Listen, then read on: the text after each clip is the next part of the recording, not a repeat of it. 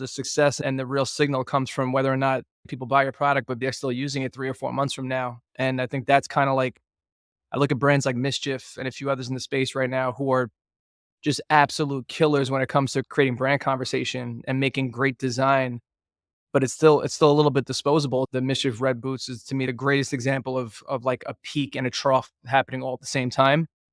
If you wore those 6 months ago, 7 months ago in Soho, where I'm at right now, when you're walking down the street with it, people would be taking pictures of you, and Yeah. you'd have to, like, stop 20 times to have a conversation. If you wore those now, people would be disgusted by you. It happened so fast, and it's one of those things where it was pretty clear when it was happening, but the design to me wasn't good enough to withstand any test of time. It was an episode of Commerce where it was make as many as possible, as quickly as possible, and get the bag, and now they gotta go to the next one. That to me is what kids look at, and when I say kids, I'm talking about anybody under 25, as massive success right now, and that's success in a moment.